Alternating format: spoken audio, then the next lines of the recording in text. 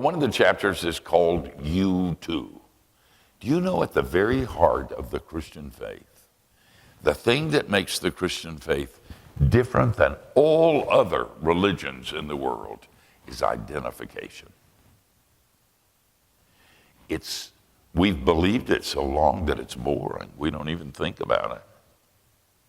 I mean, we've heard it over and over and over again. It becomes, well, of course. The most radical thing about our faith is that God identified with us. He blew his nose the way you blow your nose. He was tired the way you're tired. He had to die the way you have to die. He was lonely the way you're lonely. He was afraid the way you're afraid. He was tempted, maybe more than us, at every point where we're tempted. He just said no, and we said yes. But the principle of identification is amazing. And that's where our witness is.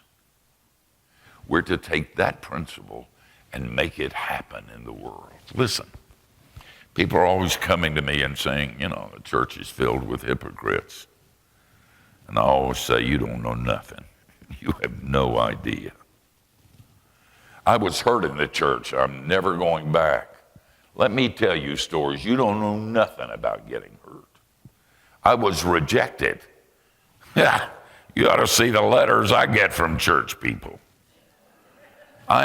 I'm not going to be a part of that bunch because they're bad. And I always say they're a lot worse than you think you are. And we are. Than you think they are. And we are. I really, they come up with those surveys about how Christians get we have the same rate of divorce as pagans, and we go to jail about the same rate as pagans, and they love to wave it in my face, and I go, duh. That's what it's about. And until your witness solicits from unbelievers, you too, they won't listen. They really won't. I taught a course at the seminary for D-Min students one time. It's called Communicating to Postmoderns.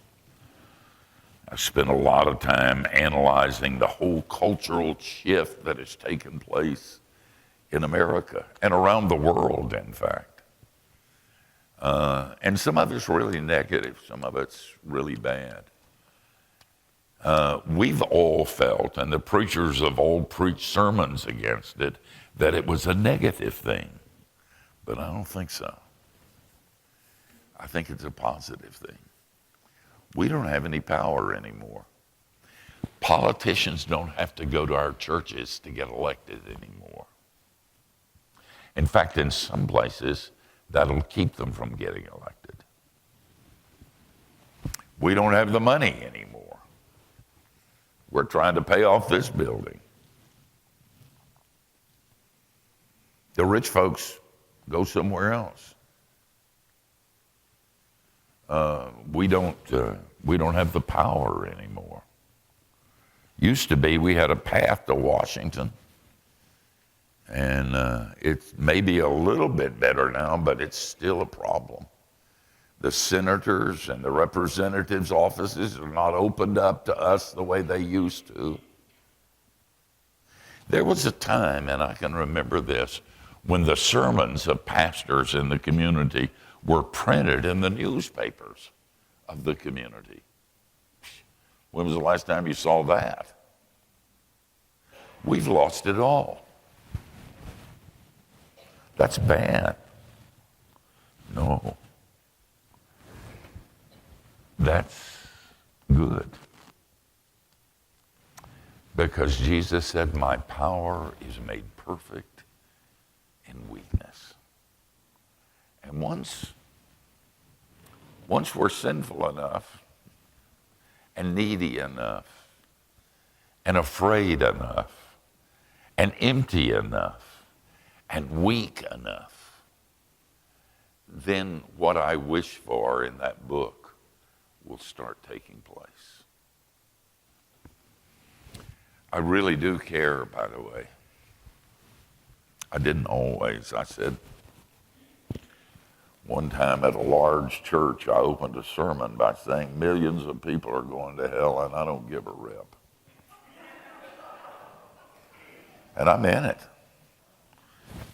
I mean, I have friends who stand in malls and cry over the lost people that are there in the malls. I don't do that. I don't even know their names. I don't know the names of their kids. I don't know where they go. It's hard to work up a lot of compassion for somebody you never met.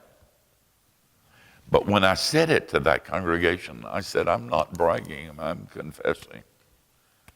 And I'm repenting, and I'm asking that Jesus will change my heart. That's been years ago. And gradually he's been doing that. I can't say I shed a lot of tears, but I do sometimes. Sometimes I look at the confusion and the darkness of our culture. Man, we're going in the wrong direction. I look at the people who are afraid to ask questions because they think there aren't any answers. And I'm so sad. And that's why I wrote this book.